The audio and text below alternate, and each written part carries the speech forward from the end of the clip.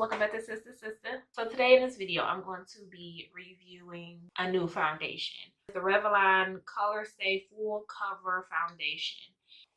So that is what the foundations look like. So I got one in the shade 420 Mahogany, and then I got one in the shade 405 Almond. Online by the Swatches, I couldn't decide which one would be a good color match for me. So on the packaging, it says that the Revlon ColorStay Full Cover is a full coverage foundation. It has up to 24-hour wear, no caking or fading, lightweight, blends seamlessly. That's all that it says. And it says it's a matte coverage. I just happened to find this while I was doing some shopping on Amazon. It popped up as a recommendation. So I'm like, oh, okay, cool. Let me see what this is about. I ordered it about a week or so ago during the pre-sales. I'm not really a Revlon fan. I've never been into Revlon products, but I think that it was a matte foundation. Full coverage, which I don't know. I kind of steered towards light to medium coverage, but it was a matte foundation, so I wanted to try it out. And then when it's a full coverage foundation, I like to use a beauty sponge to apply it. So that usually soaks up a lot of the foundation so that it won't have too much of a full coverage. It usually works for me. On Amazon, there's only 5 colors. So it comes in almond, mahogany, medium beige, toast, and true beige. I got both of these for $13.99.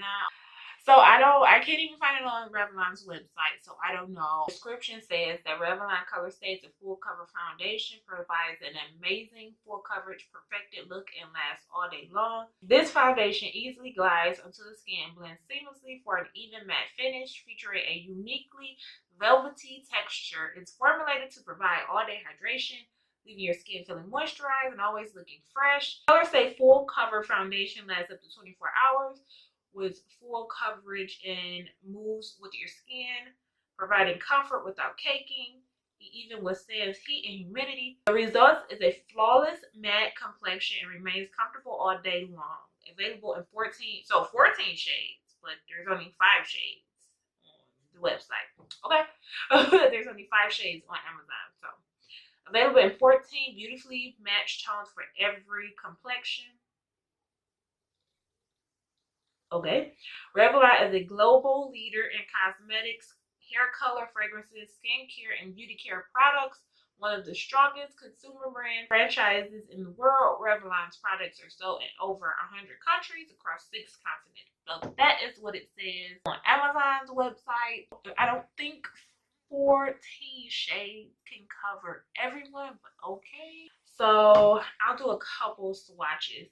One thing that alarmed me about this foundation is when I was reading the ingredients, it says that it has salicylic acid in it.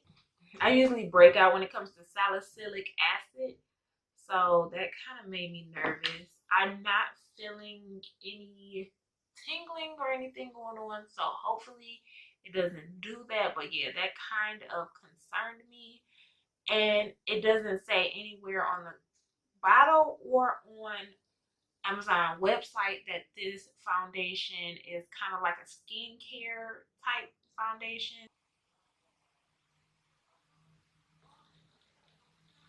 My hand's a little ashy, don't mind that, but 420 mahogany and 405 almond. In the demo, you'll be able to tell I went with the mahogany because almond looked to be a bit too light, but when I did apply, I did like a stripe test on my chin to see if it'll match my skin. So it was the closest to my skin tone, but then as I started blending it out, it got really dark. And so I don't know if it oxidized or if it just was dark to begin with. I don't know. I couldn't really tell. I had to kind of highlight a bit more to even things out because I just looked very, very dark.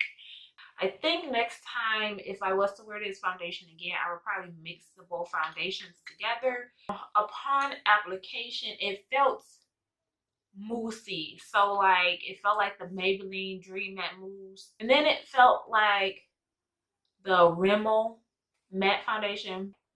So it has this moussey whipped texture, which I'm really not a fan of. I like more of a liquid foundation. So I did one application first and I felt like it didn't spread much. And doing the second layer, I don't think that it's a full coverage, because initially when I did the first layer, you could see my dark spots, and you could still see my dark spots. I don't know if you can see on camera or not, but I do have a bit of texture today.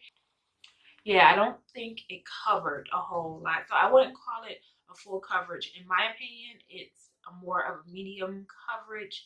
It says that it doesn't get cakey, but I felt like in this area, right in this area, it did. So I applied a concealer as a color corrector, and then I applied another one as a highlighting shade, which I do that all the time, and so that's my normal routine. And so I don't get very much cakeage in this area on my normal routine, like days that I normally just do my foundation without testing something out. So I don't really get the cakiness up in that area. But today when I looked in the mirror, it looked a bit heavy in this area for me.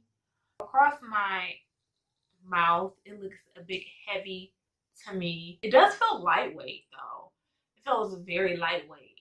It really doesn't even feel like I have much on my skin. So that's always good. I prime because I have to prime. I have to. If I do not prime with a mattifying primer, I'm going to look super oily, and I think the best telltale is to do your normal stuff, you know, do your normal skincare regimen and skincare things to test out foundations. And so I did that. I used what I normally would use any other day, and so that'll, for me, that will be the telltale sign if it works or if it doesn't, because I do use a mattifying primer. So it's supposed to be mattifying, so we'll see after a few hours how mattifying it is.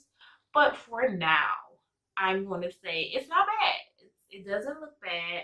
I mean, it looks a tad bit heavy. For my full coverage girls, you probably would love it because it's not super cakey or thick, but you could tell I have something on my skin. Doesn't feel like I have something on my skin, but you could tell I have something going on my skin. I think I've covered. Did I cover all the bases?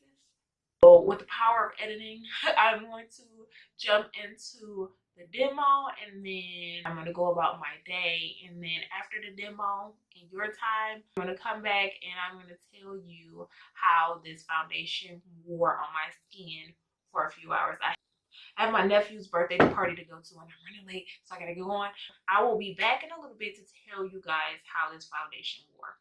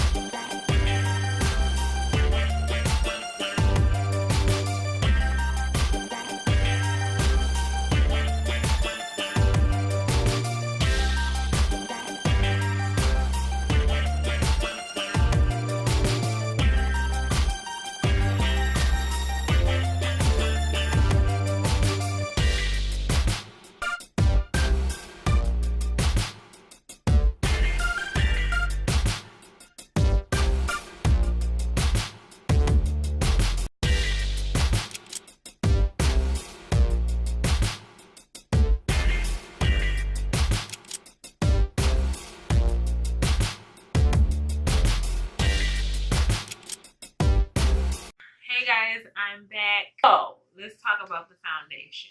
So it's been about 5 hours. I started my day pretty late at 6. That's when I applied the foundation, was at 6 o'clock. It's a little after 11 now, and I'm still matte, very matte. With any other foundation, I would be very oily in this zone. I'm getting a little bit of shine here in this area right above my brows, but nothing alarming. My thing with this foundation is that it doesn't look like skin. Not that claims to look like skin, you could definitely see it on my face. My face looks dry, very dry. It just looks very dry and very old. That makes sense. Have you ever seen a foundation that makes you look old? You can clearly see the foundation on my skin. I'm not the biggest fan. See what I mean? Like how it looks very thick, and like you can clearly see that I am wearing foundation. I did have a good thing to say, is that it's staying put. You know, it's not breaking down. The staying power is really good. I just don't like the way it looks on my skin. But yeah, I'm just one person. I'm just gonna go ahead and end this video. Thanks for watching. Please do not forget to like and subscribe to our channel.